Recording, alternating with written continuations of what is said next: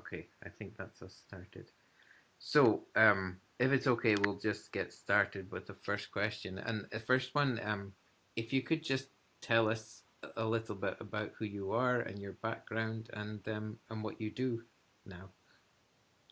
Sure. So I'm Kathy Collins, and I had been a teacher in Brooklyn, New York, and I was in.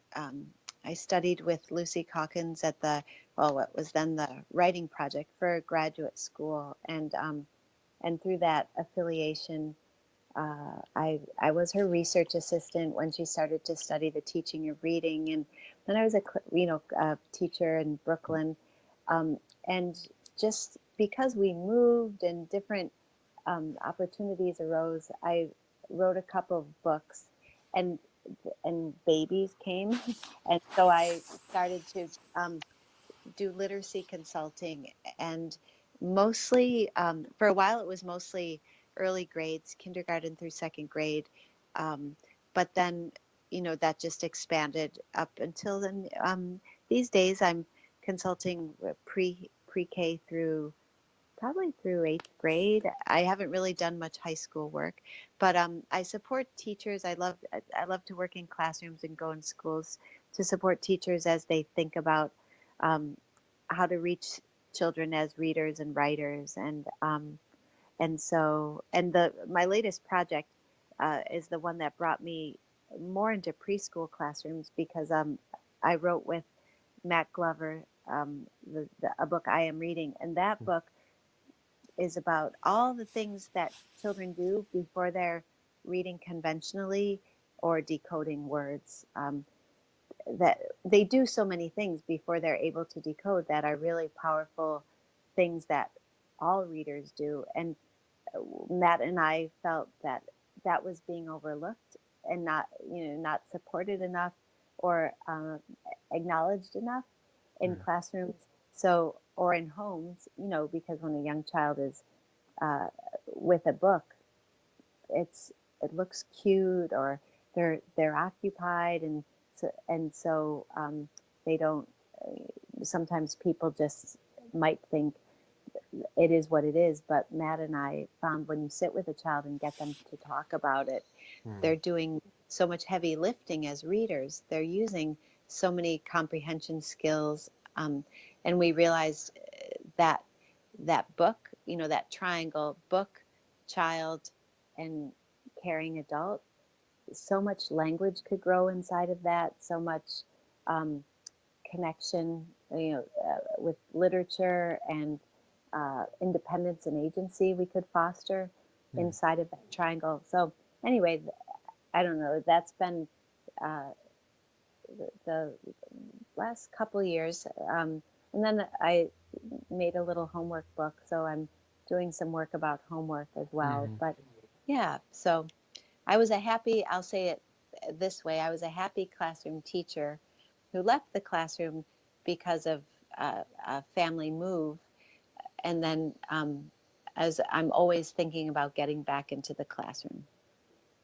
Yeah, that it's all fascinating, and I'm so all of the books that you've read have been so important for me as a teacher, and I know a lot of my colleagues have, they're very precious to them, those books. You mentioned there I am reading, and talking about reading in the early years. You talked a little bit about the things that early readers do in terms of teaching and setting up the environment for that early years teachers. What could that look like, and what do you think that should look like? Well, Matt and Matt Glover and I, he's again the co-author. He and I take a kind of a protective position about preschool as we watch, especially in the U.S., where things get pushed down from expectations, standards, assessment practices. Everything gets pushed down so that Mm-hmm. kindergartens, a lot of teachers would contend, especially if they've been teaching for years, that kindergarten looks more like first grade and first Yeah. grade looks more like second grade. So a natural byproduct of that would be that preschool would look like kindergarten. And so Matt and I kind of um, hope to protect or cordon off preschool so it maintains its integrity um, as child centered, not standards chasing in the way that the grades get to be.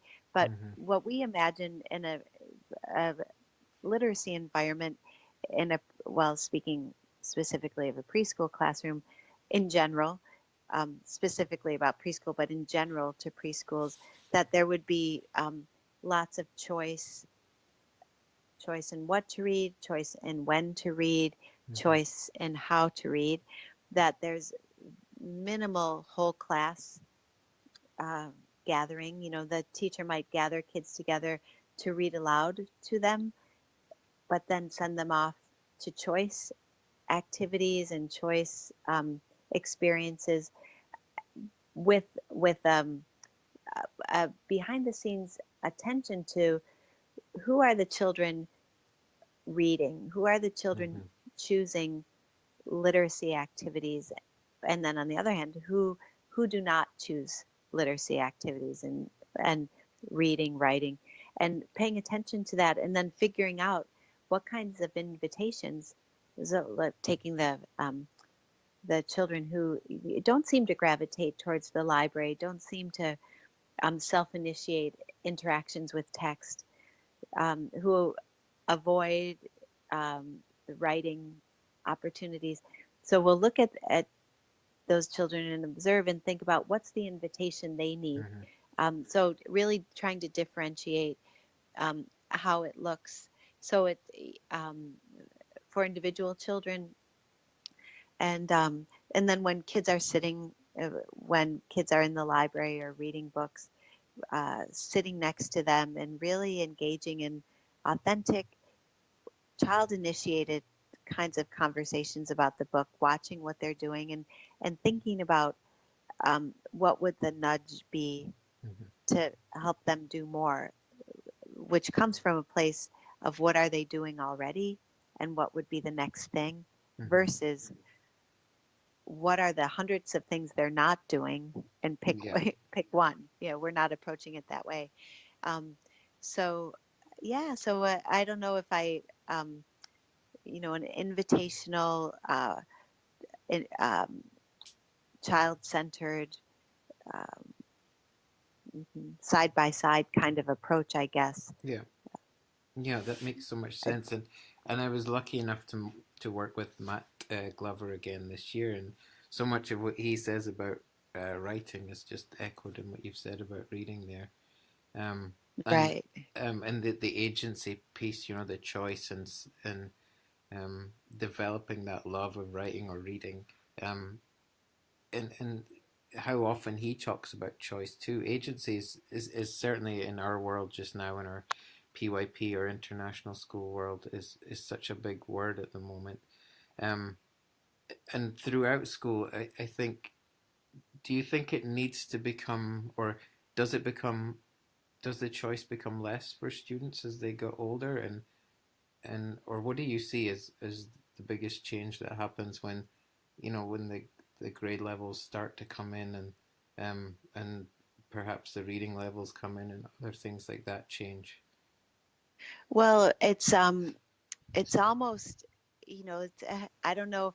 I'm going to say this for the first time. I'm sort of forming this in my mind, so I'm not sure if after I say it, if I'll stand by it. But let me just play out something. It almost Okay. feels in a way like an analogy or something that could parallel the way I'll explain this is looking at children's art making. You know, in preschool, there there there's a freedom Mm-hmm. and a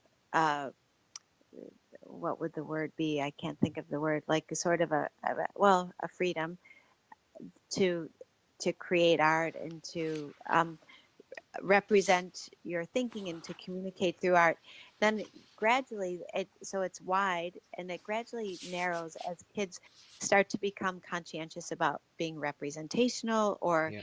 making things look right, and then art becomes, maybe in school it becomes making the holiday art, so Yeah. everyone is making the same thing, or in the art classroom, everyone's using the same media and, Hmm. sort of going for the same product in a way.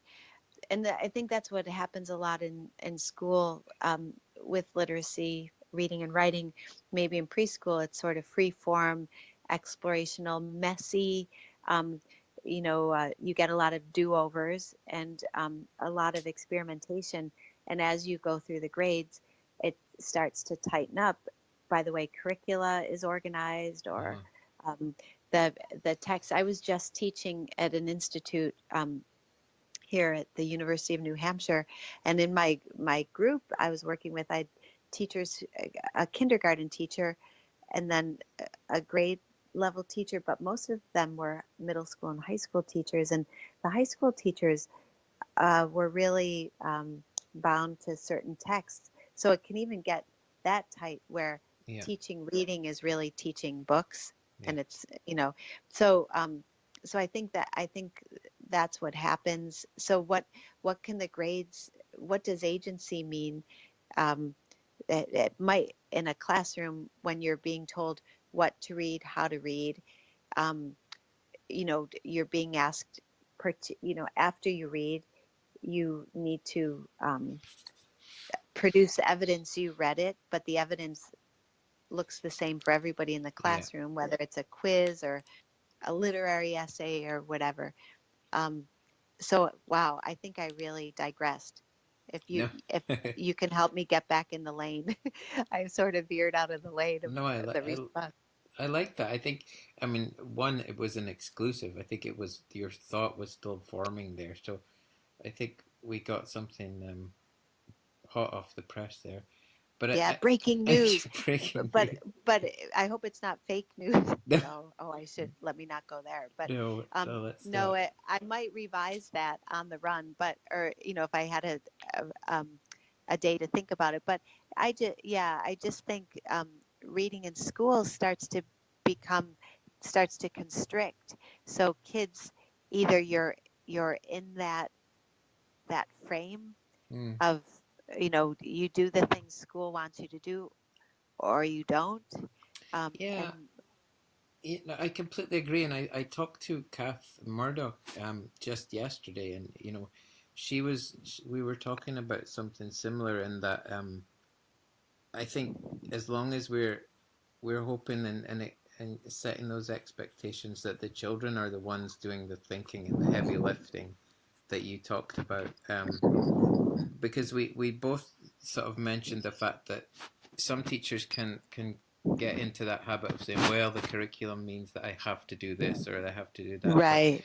but we also kind of said, well, if you, whatever curriculum, whatever school, whatever part of the world you're in, there's always a space for choice and for thinking and for deeper thinking and for looking at things in different ways. So as long as that, the culture of the classroom is set up in a way that, thinking and I guess that creativity is always encouraged and, even allowed, because, like you say, when things get tightened up, the students, some of them, you've heard that saying that they learn to play the game of school and they just do the thing that they need to get through and then move on. But we're I suppose we're hoping that we don't we don't create that little factory where everybody's churning out the same thing. Yeah, well, I often think about the an example of that, which is always plays in my mind, is I was working in a school, and it was with a fourth grade, and the teachers, they were studying nonfiction, how to read nonfiction well. And so the children in the class picked a topic that they wanted to study, and so they gathered materials, texts on their topic. And so when I was going into the classroom for the lab site, I said to the teacher, um, I'll, I was planning to do some reading conferences, and I said, I'll confer with anybody, who do you think? And she said, you know what, I'd like you to confer with somebody in the class who's a really strong reader, and I'd like you to confer with one of my kids who somebody who is striving and working hard, but it's just not. He's not operating and reading as with so much strength. Yeah. So we get into the classroom, and so I go to the one child first, the one they considered the the striving reader, and he had chosen a book. His topic was World War II fighter jets, and he brought in a book that was his grandfather's. And I tell you, I didn't know what, couldn't understand this part of the book he was reading. And so we in the conference we talked about how you know so much about, because he was bringing so much schema. He had been interested in this Mm. in real life, not just in school. And it sounded to me like he had lots of conversations with his grandfather and Yeah. whatever. But so this child, who may have been more of a striving reader, had chosen a topic he was deeply passionate about. He was working his way through this book that was so hard. We talked about and acknowledged the difficulty. And, I said, what are some things you do when you're reading something and if it's tricky to understand? And so I said, you have a choice here. If, if it's yielding for you, you can stick with it. But if it's um, something, if you want to, maybe we could find some other resources. I was thinking maybe I need to give him an out, a out with, which saves his honor or Yeah. whatever Yeah. as a reader. And he said no, he wanted to stay with it. And he was so enthusiastic about it. No, it's hard, but I like it. I'm really interested in it. So the next conference was with the reader who was super strong, and um, probably the teacher didn't say this, but I imagine somebody who scored really well, had the identity of the most powerful reader in the land kind of kid. Yeah. Well, I went over to her and I had teachers with me. She must have had 700, I don't even know, a million sticky notes popped out of her book. And she was studying deer, the animal, Uh-huh. Deer. Um, and the teachers and I sort of gave each other the side eye, like, wow, that's a surprising passion topic, deer. But anyway, who knows? So I said, what brought you to deer? What is it about deer or what are you curious? I don't even know how I opened it up, but she said, well, this was a book that we had in our library and I thought it looked good. Um, and so everything we were talking about, I think she felt her role was to show how she was doing everything she was supposed to do. Yeah. Like, I'm Yeah. meeting the assignments. Anyway, fast forward, after the demonstration lesson, the teachers and I reconvened to kind of debrief what happened. And one of the teachers said, even though she's a stronger reader probably and tests better, she's the one I would be more worried about because she Yeah. didn't have a sense of independence and agency, and she was jumping through hoops as a reader Yeah. versus, pursuing her own, trailblazing for herself, if you will. So I don't know. I think in preschool, they're more like the first reader.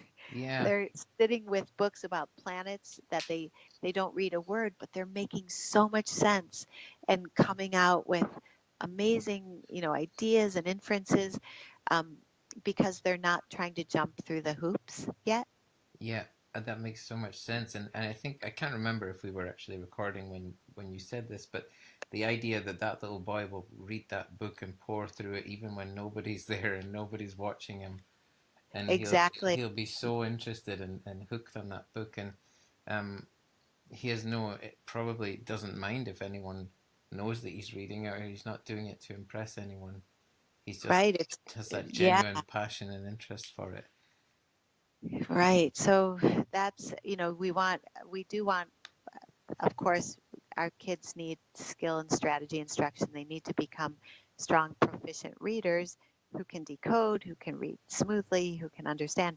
But there's so much more to being a reader than those things. We want them also to be the reader who um, takes out the book on World War II jets because it's their passion, and Mm. um, who, that I don't know. So anyway, I just think that child, in some ways, there's probably less to worry about, Yeah. um, So, That makes a lot of sense. I think the next question I was going to ask, I mean, it ties into all of it, I suppose. But you know, in terms of the families and whoever is at home for these children that we have in our classrooms and in our schools, um, if you're, yeah, I don't know if you speak to them in your role often or not, but if you're addressing a room full of parents or even single parent, just one on one, what advice do you always give them? What do you say to the parents? What is what could they be doing at home to help most, those kind of things? yeah, well, sometimes at schools they'll have me work with a parent, do a little workshop for Yeah. parents about reading. And I mean, I'm going to say something that's probably, pretty obvious in ways that uh, we hear about this all the time, but that the first thing is to read to your child. Yeah. And a wide variety of things. Read uh, read everything and anything they want that they're curious about, and um, sort of what's the word I'm looking for? Um, Follow their curiosities and Mm. interests with text, just to show them from such an early age that any single thing that lights a fire for you, it could be a quick interest you have, it could be a lifelong interest you have, there's text around that, Mm. so that children very quickly see that reading isn't an addition to my life, it's part of my life. Anything I want to do, reading can connect to that. Mm-hmm. So it's not an add-on. So, your 4-year-old is, you're walking in your neighborhood with your 4-year-old, and it just rained, and there's a lot of worms out in the puddles, and your child's talking about the worms, and you can say, oh, we should read about worms. Let's get a worm book, and Mm. um, look online. I don't even know, but just show them how anything of interest, there's, what do they say? There's an app for that. There's a Yeah. book for that. There's a book for Um, it. Yeah. so that's one thing. And then one of the other things that uh, we would encourage, I'm just thinking about Madame, that we would encourage would be anything your child chooses to read is the thing they should be reading. Yeah. Sometimes parents get worried. I think, like, oh, shoot, he's in first grade. He should be reading this. But yet he wants to read Piggy and Elephant for the 700th Mm. time. Um, that's fine. Or your fourth grader who still wants to read, uh, oh gosh, I don't know, Magic Treehouse, or Yeah. your sixth grader who's still trying to read Diary of a Wimpy Kid. If that's what they want to read at home, encourage and support that. And Yeah. I made that mistake as a parent, um, with our older son, he's really attracted to was really attracted to graphic books, and was really mired. I felt like mired in Diary of a Wimpy Kid, Nate the Great, Mm-hmm. um, those kinds of books. And I was a little wrong with it, well, a lot wrong, because I was sort of putting pressure on him, because I worried, why isn't he reading chapter books? He's going into fifth grade. Mm. And I knew what the world is saying, or I shouldn't say the world, what uh, I'm hearing around here about what fifth graders should read. So I was sort of, a hypocrite, because I would go out to parents and say, Yeah. "Oh, love everything," but I know that feeling of being really worried and Mm-hmm. wanting to um, do right by your child. But kids are such truth tellers. He said to me, "Mom, you're making reading not even fun anymore," and that's Yeah. where I stopped instantly. And you know what? He's 16. He reads chapter books. Yeah. That what I was. He loved those books, and I wasn't appreciating his love. So that's the other thing I would say to parents. Intellectually, I know this. Research says whatever they enjoy reading is the right book they should be reading. But parent worry and neuroses, oh my gosh, is he going to be fine? Um, if they're reading a lot, they'll be fine, I think. So, whatever they're choosing. Those would be my two main things: read aloud and um, enjoy their choices. Yeah. Yeah. Um, so Yeah. yeah, Okay. Thank you for that. Just going on, staying obviously on books. You've written a whole list of books here. You know, growing readers. Um, was it reading for real? reading for real. I Yeah, am reading, or I am reading, as I always yeah, say when yeah. I am I reading. am reading. Yes. I always say it, and Jenny always says it in that voice too. No more. This new one. Well, it's new to me. I just very recently got it. The homework book. Oh yeah. And the other one, The Teacher You Want to Be, I think is one of my favorites. Just because there's so much in there, and the Reggio Emilia influence too. On that one. Do you mind if we just talk a little about the homework book, and Sure. if you could just tell us how that came about, and um, what are maybe some of the main messages that you give in that book, and maybe you learned from that book too. Yeah, so that was such an interesting process. Well, I was gonna write a homework book several years ago because just as a parent, as my kids were bringing home homework and really, I used to, when I had my own classroom before I had children, I'd assign homework and I would, oh my gosh, the things we used to, or in our my youth, the things that I just would think. I remember I had first graders and maybe they had 15 or whatever, 20 minutes of homework. And if a child didn't bring it in, I can remember even thinking, I can't believe they can't get 15 minutes of homework done. Having those flickering thoughts sometimes. Then as a parent, when my child would bring home 15 minutes of homework, I was like, oh my gosh. Ah. So anyway, I just thought, what's going on here? So I was like on my own little mini homework inquiry. I was talking to lots of teachers. I was really watching what my kids were bringing home. Everywhere in the world I'd go, I would talk to teachers about what is your homework policy? Is that yours alone or is it your school's? And all of this. But when I went to write the book, I didn't really have the fire for it Mm. several years ago. But then there was this series that you're referring to, the Not This But That series, Yeah, yeah. which is edited by Nell Duke and Ellen Keene. And by the way, I love all the books in that series, and they're just like these little short short takes, Oh, they're so um, great, and, and they're so great. organized brilliantly. I think the first part is what's this so specifically to our book, but all the books follow this pattern. So the first part is what's the state of, in my case, homework.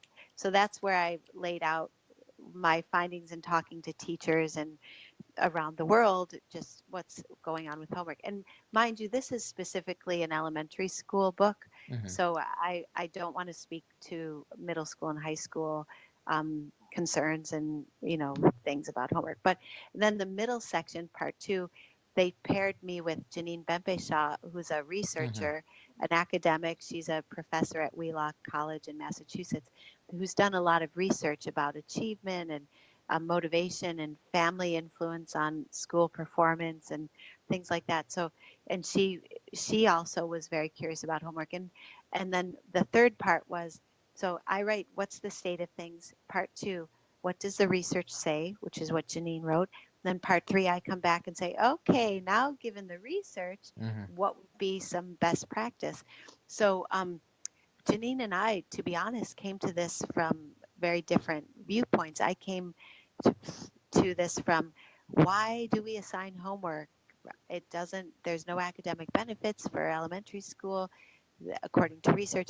But Janine came to it from, why are people fighting against homework? Like, I don't understand this brutal battle between pro and anti homework.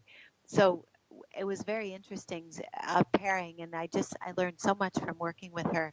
Um, just about a research mindset and um, anyway, that so we could talk about this for a long time, but to Yeah. get to your point about what some outcomes were after looking for the research or looking at the research, well, a couple things. First of all, um, again, choice rears its head.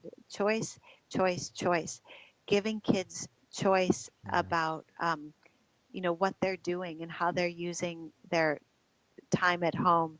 Um, Choice and relevance are two really important things. And Mm-hmm. so some of the ways this might look for homework is that you give and choice in task, choice in timing, because for some children, some schools assign homework every night, but some children, when you're 6 years old and you're exhausted and you need to go to bed, but you still have even 15 minutes of homework, that could be brutal. So one of the things is to give kids, families choice. If they're going to assign homework, choice, maybe it's bring these things in by the end of the week. And Mm-hmm. then maybe us, giving an option, 6 options, and having children pick 2 of them that they're going to do for the week. And then the other thing, feedback is really important. If children are doing something at home, one of the things parents and kids understand is it has no meaning, especially elementary school, where Yeah.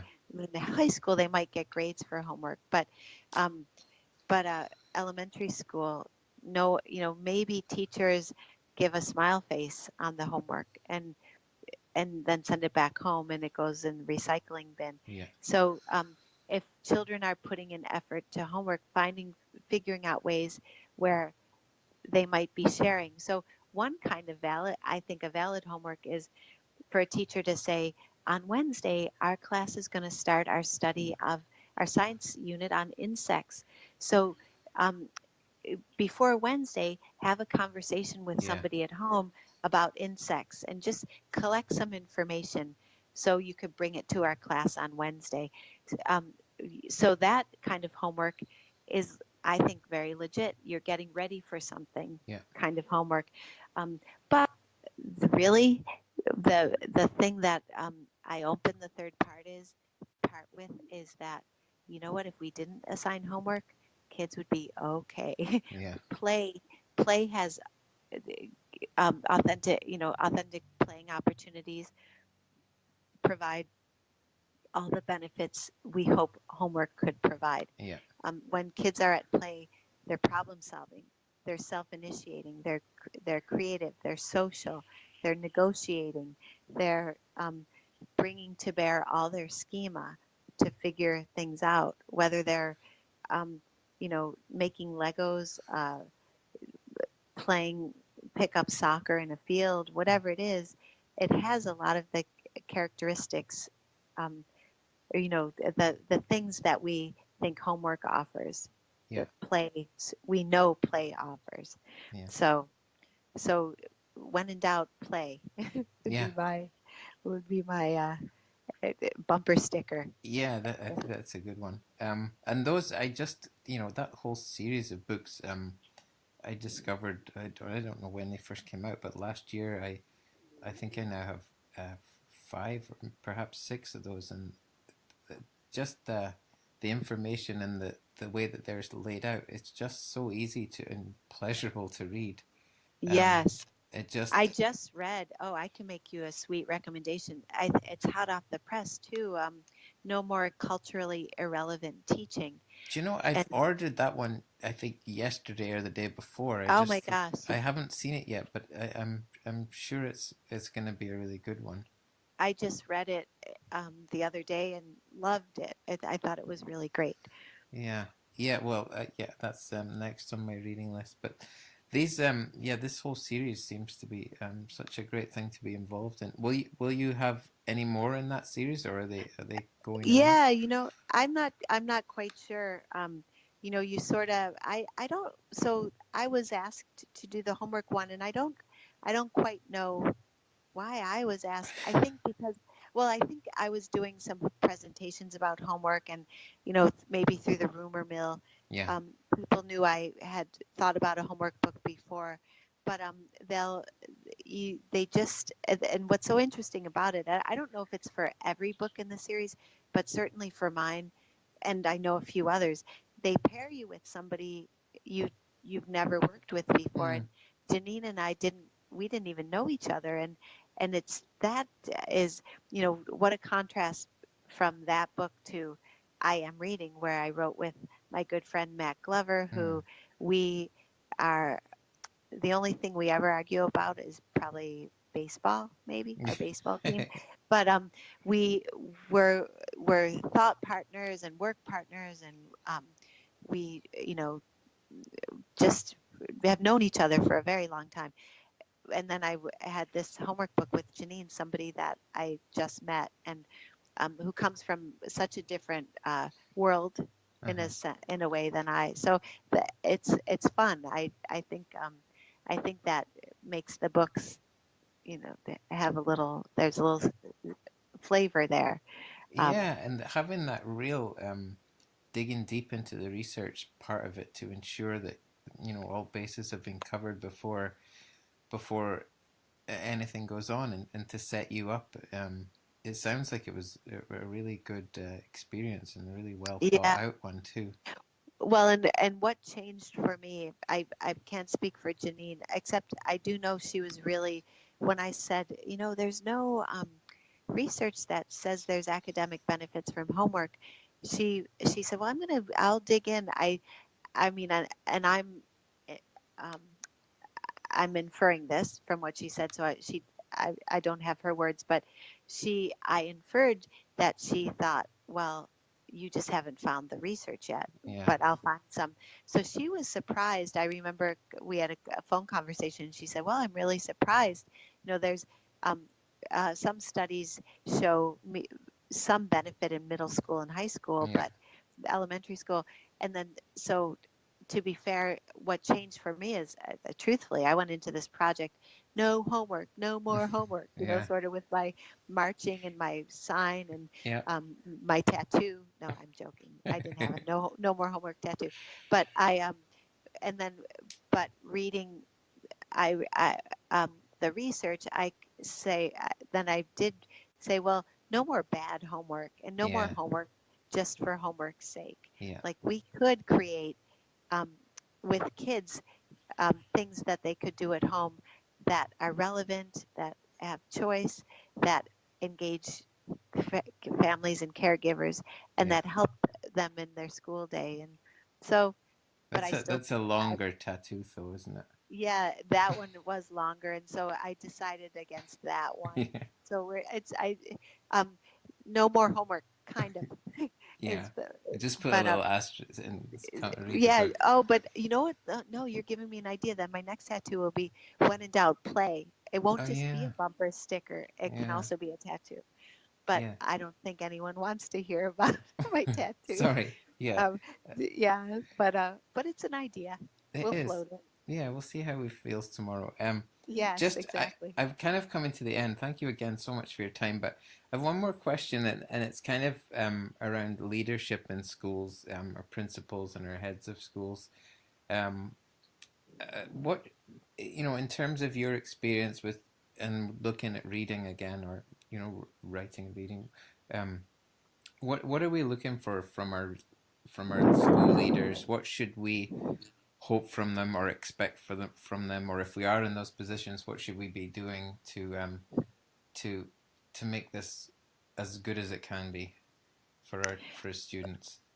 Yeah, well, first of all, I say this with so much humility because I've never been a principal or a school leader, and I think that's such a complex job, um, Yeah. v- in so many ways. So um, I'll say that just to start, that I want to acknowledge that and appreciate the amazing principals. I mean, I've had the opportunity to work my own school principal in Brooklyn, Liz Phillips, who still teaches or is still a principal at PS 321, is one of my heroes in education. She's still there, and um, she's such a community asset.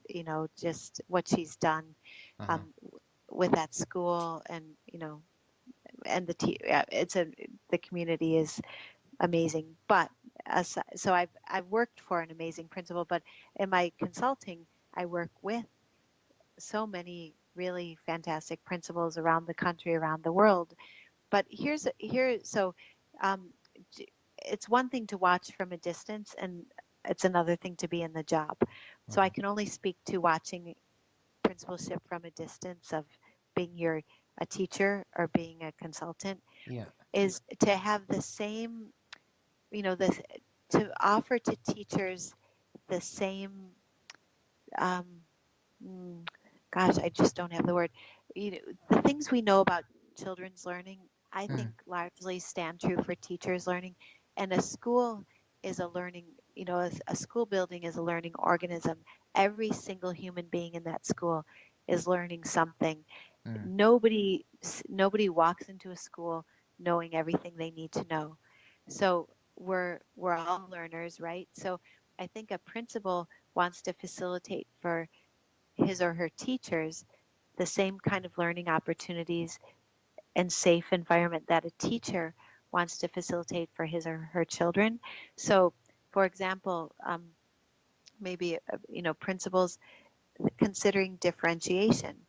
Not all your teachers come in with the same strengths and skill sets and sensibilities. So, really thinking about what is necessary differentiation when I think across my staff, Yeah. um, and then choice, and I know principals get mandates imposed and that they need to then see through in all their classrooms, but really thinking with teachers, okay, here's a mandate that came from someplace, but they don't, very rarely do those mandates tell you how it absolutely has to look in the classroom. Yeah. So there's room for interpretation. So inviting teachers to choose, a reasonable interpretation that still uh, matches their beliefs about children teaching and learning, and that other thing about beliefs, like really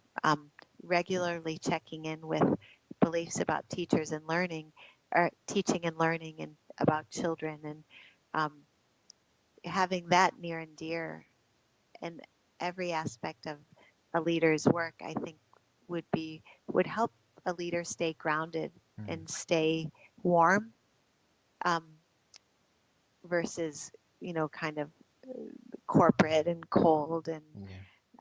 like taskmastery kind of person. Yeah. And then probably the last thing is, um, the school is also, besides a learning organism, it's a social organism, and teachers are so, they're going in every day trying to, most teachers go in most every day, um, trying to do the best for children and trying to do what's right for children. Yeah. So um, a, a prince, and they're very sensitive. I think most teachers are very sensitive about you know their value, and so and this sounds so silly, but not playing favorites on a staff where because then I think the outcome of that is some teacher is elevated, which means some teachers are not, which creates Yeah. social networks and cliques and some toxicity, I guess. Yeah. Yeah. So, but what do I know? I've never walked in a principal's shoes, but as a teacher, um, and as a literacy person going out in the Yeah. world, some of my favorite, the principals I admire most, those are some of their characteristics. Yeah. Would you ever consider it? Has it ever To been be on you? Oh, isn't well, I've said this out loud to friends who are sitting right next to me. I've never said this out loud to somebody in Scotland who's recording me, but I'll go for it. Let me go for it. No, I've Okay. never thought about being a principal. I when I if I were to um e- what I do think about all the time is going back into the classroom and finding a school that would hire me and letting me teach kids literacy. I'm a little like, my math is rusty and Yeah. my science and social studies. So I always think about being a reading writing teacher. I think you would have a few offers if you started to look for a classroom job. I'm Oh, I'm pretty sure you would get something. well, maybe I'll put it out there. Yeah. Yeah, no, that would be, I think of that a lot. Yeah. So, yeah. Well, So well, who knows? when you open your school or when you're leading your school someday, do you ever think about becoming a principal? Um, Or is I that top get secret? no. Is Well, that in it's the not top secret. I have thought about it. And I've I've had sort of very small leadership roles within teams of school in schools and things, and it's always there's always so much that, or me perhaps, I didn't think of, and it becomes a lot more complicated than you think it might be. It seems like, well, it's just easy. It's just people together in a room, and surely everything will be wonderful and great and super easy, and we'll get everything done quickly, and then we'll be talking about the football or whatever is on TV. But it just things become much more complex than ever you would think they might, and um, I was perhaps a little bit surprised at how difficult my very small leadership roles have been. So maybe sometime in the distant future, if I toughen up a little bit and figure a few things out. But I don't know. I don't know. That's a difficult one. Yeah, it's brings its own challenges. Yeah, Right. and again, I think I'm like you. I just have so much admiration for people who do it and seem to do it so well and so effortlessly, and seem to have enough time to talk to everybody and deal with it without um everyone's issues. Uh, yeah, I don't know. That's something I have definitely thought about, but who knows? Yeah, but Yeah. but if I do, you'll be I'll be calling you back up, and we'll see if we can. And I'll send you my CV Yeah, and we'll see if I can get hired. maybe I'll give you an interview. Not that you owe me or anything. You said but I'll play this card. But Graham, you said I'd get an offer. Well, But yeah, okay. Let's just say you will get an offer. I can't say okay. what it will be yet, um, but All right. but Fair enough. thank you. I'm sorry, I've taken up way too much of your time, but Oh my thank you gosh. so much for your time and for your thoughts, and thank you for all the books and all the advice you've given us all over the years, and I really look forward to the next book that's coming.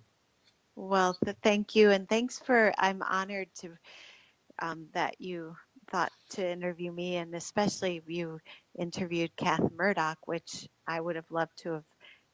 Well, I can't wait to hear the interview because she's one of my heroes, and so I feel honored to be in such good company. And I wish you and Jenny all the best in your teaching and learning. Thank you so much. Thank you. Yeah, thank you. Have a great day.